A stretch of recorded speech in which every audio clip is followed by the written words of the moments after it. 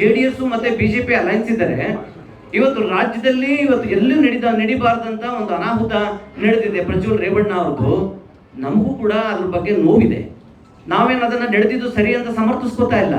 ಇವನ್ ದೇವೇಗೌಡರಂತ ದೇವೇಗೌಡರ ಫ್ಯಾಮಿಲಿಗೆ ಇರ್ಬೋದು, ದೇವೇಗೌಡರ ಬಗ್ಗೆ ನಮ್ಗೆ ಗೌರವ ಇದೆ. ಅವ್ರಿಗೆ ನೋವಾಗುತ್ತೆ ಅಂತ ನಮಗೂ ಕೂಡ ಗೊತ್ತಿದೆ. ಯಾರಿಗೂ ಅವ್ರಿಗೆ ನೋವು ಮಾಡಬೇಕು ಅನ್ನೋ ಉದ್ದೇಶ ಇಲ್ಲ. ಯಾವ ಫ್ಯಾಮಿಲಿನಲ್ಲೂ ಕೂಡ ಅಂತ ಒಂದು ದುರಂತ ನಡಿಬೇಕು ಅಂತ ಯೋಚನೆ ಮಾಡುವಂತ ಕ್ರೂರ ಮನಸ್ಸಿನವರು ಯಾವ ರಾಜಕಾರಣಿಗಳು ಅಲ್ಲ ಅಂತ ನನ್ನ ಅನಿಸಿಕೆ. ಆದ್ರೆ ಒಂದ್ ಸೈಡಲ್ಲಿ ಇದನ್ನ ರಾಜಕೀಯವಾಗಿ ತಗೊಂಡು ಕುಮಾರಸ್ವಾಮಿ ಅವರು ಆ ಕೇಸ್ನ ನೆಲ ಕಚ್ಚುವಂತ ಇದರಲ್ಲಿ ತಗೊಂಡು ಹೋಗ್ತಾ ಇದ್ದಾರೆ. SIT ಒಂದು ತನಿಖೆ ನಡೀತಿದ್ರು ಕೂಡ ಇವರು ಮುಖ್ಯಮಂತ್ರಿಗಳಾಗಿದ್ರು 2 ಸರಿ. ಅಂತದ್ರಲ್ಲಿ SIT ತನಿಖೆಗಳು ನಡೆದಿಲ್ವಾ ಹಿಂದೆ? ಇವತ್ತು ಇಡೀ ದೇಶದಲ್ಲಿ ನಾನು ಅಧ್ಯಕ್ಷರಿಗೆ ಒಂದು ರಿಕ್ವೆಸ್ಟ್ ಮಾಡ್ಕೊಡ್ತೀನಿ ಈ ಸಂದರ್ಭದಲ್ಲಿ, ಸರ್ ದಯವಿಟ್ಟು ಇವ್ರು ಯಾರಿಗೂ ರಿಯಾಕ್ಟ್ ಮಾಡಬೇಡಿ.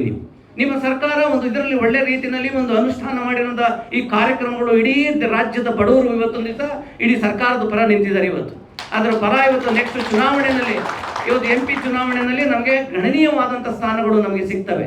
ಅದರಿಂದ ಇವ್ರಿಗೆಲ್ಲ ರಿಯಾಕ್ಟ್ ಮಾಡುವಂಥ ಅವಶ್ಯಕತೆ ನಿಮ್ಗಿಲ್ಲ. ಯಾಕೆಂದ್ರೆ ನೀವು ಹೋಗ್ತಾ ಇರುವಂಥ ಕೆಲಸ ಏನಿದೆ ಅದು ಡೆವಲಪ್ಮೆಂಟ್ ಕಡೆ ಹೋಗ್ತಾ ಇದ್ದೀರಿ. ಅದರಿಂದ ಇವ್ರು ಏನಂತ ಅಂದ್ರೆ ಇವ್ರು ಹೇಳ್ದಂಗೆ SIT ನಡಿಬೇಕು, ಇವ್ರು ಹೇಳ್ದಂಗೆ ಕೇಸ್ ಮುಚ್ಚಾಕ್ಬೇಕು, ಇವ್ರು ಹೇಳಿದ್ ಯಾರು ಇವ್ರ ವಿರುದ್ಧ ಮಾತಾಡಬಾರ್ದು, ಇವರ ರಾಜ್ಯದಲ್ಲಿ ಏನ್ ಬೇಕಾದ್ರೂ ಮಾಡ್ಬೋದು. ಇದೆಲ್ಲ ಕುಮಾರಸ್ವಾಮಿ ಅವರೇ. DK ಶಿವಕುಮಾರ್ ನನ್ನ ಕೆಣಕ್ಬಿಟ್ಟಿದ್ದಾರೆ, ನಾನು ಬಿಡಲ್ಲ ಯಾರನ್ನೋ. ಅವ್ರು ಏನ್ ಕೆಣಕಿದ್ದಾರೆ ಅಂದ್ರೆ ಇದು ಯಾವ ರೀತಿ ಭಾಷೆಗಳು ಉಪಯೋಗಿಸ್ತೀರಾ ನೀವು? ನಿಮ್ಮನ್ನು ಕೆಣಕಿದರೆ ನಮ್ಮನ್ನು ಬಿಡಲ್ಲ ಕೆಣಕ್ದವ್ರನ್ನ ಅಂತಂದ್ರೆ ಇದರಲ್ಲಿ ಸಂವಿಧಾನ ಇದೆ, ನೆಲದ ನ್ಯಾಯ ಇದೆ. ಇದನ್ನ ಬಿಟ್ಟು ನೀವು ಇದು ಮಾಡೋಕ್ಕಾಗತ್ತಾ? ಯಾರನ್ನೂ ಕೂಡ ಏನೂ ಮಾಡೋಕ್ಕಾಗೋದಿಲ್ಲ.